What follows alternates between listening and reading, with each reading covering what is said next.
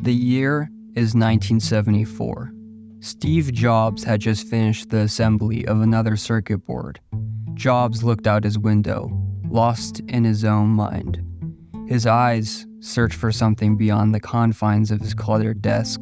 Colleagues noticed a change. His movements were now robotic, and Jobs' eyes had begun to lose their shine.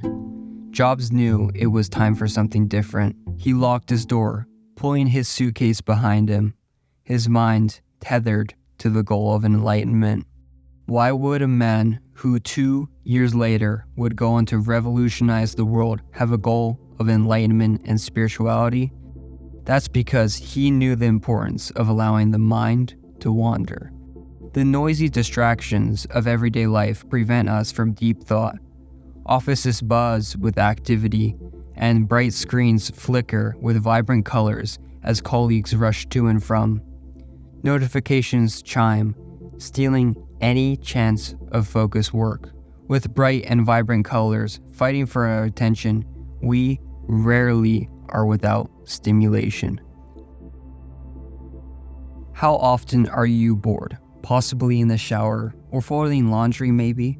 Most rarely are bored. In a study, participants sat alone in a room where everything was a bland color. Nothing else in the room but the person.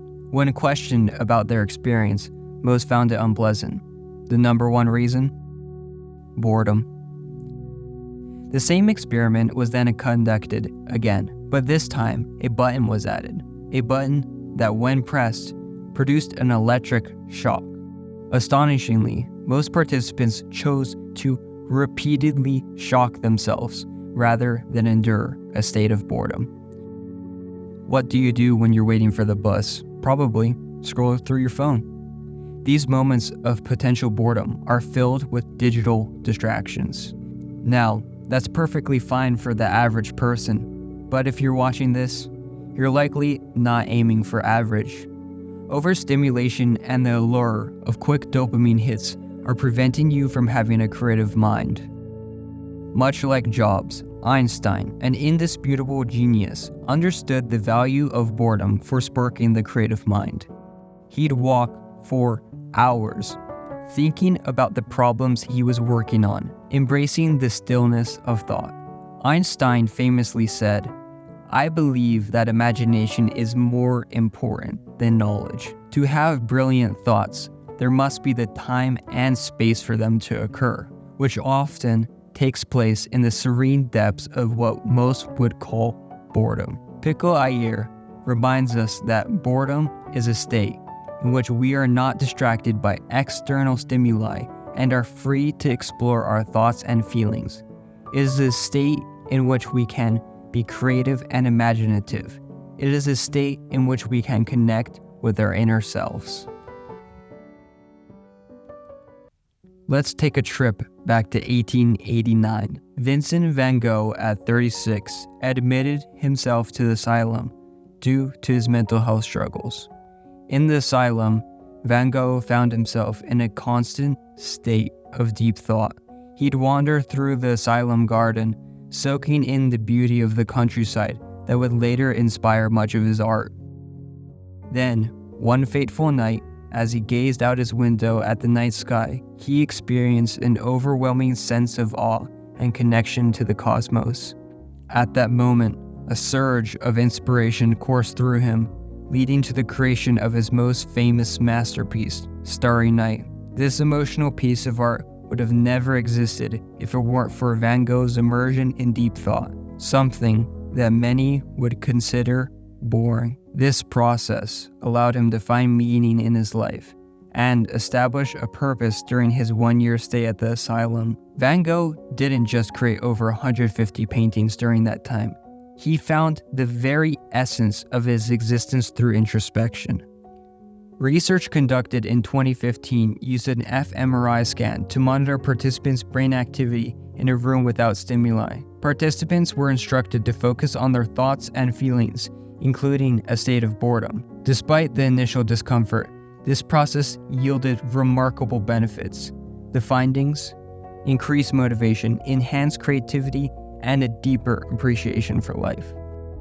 It is no secret that inducing states of boredom is a vital part of keeping the mind creative. Yet, most people scoff at the notion of choosing boredom in any context. In today's world, stimulation is our greatest coping mechanism. We've grown to fear our own minds, and as a result, dread ever being bored. This fear amplifies the voice of our inner critic, but in avoiding moments of introspection, we hand more ammunition to our critic. We choose to spend weekends watching shows and scrolling. In doing so, we prove the critic right, that we aren't capable or willing to live fulfilling lives. Leonardo da Vinci's words echo the sentiment. Iron rusts from disuse. Stagnant water loses its purity and in cold weather becomes frozen. Even so does inaction sap the vigor of the mind. Seeking constant dopamine hits stagnates our brain's progress. Now, let's take a moment to envision your life 5 years from today. You've decided to stop the negative stimulation to your brain, remove distractions, and embrace moments of introspection.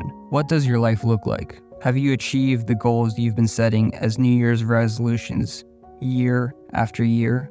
Perhaps you discovered a deeper purpose, something you wholeheartedly love and dedicate hours to its pursuit. Wouldn't that fulfillment surpass anything you're currently doing? That begs the question, how can you incorporate boredom into your life? The first thing that you can do is allow more moments of boredom into your own life.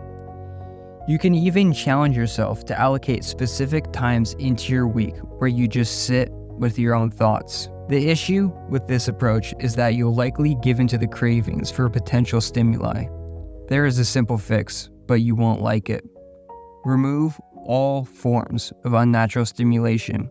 If you manage to remove everything, which takes your freedom of thought away, I promise you, you will have built a mind capable of life-changing thought.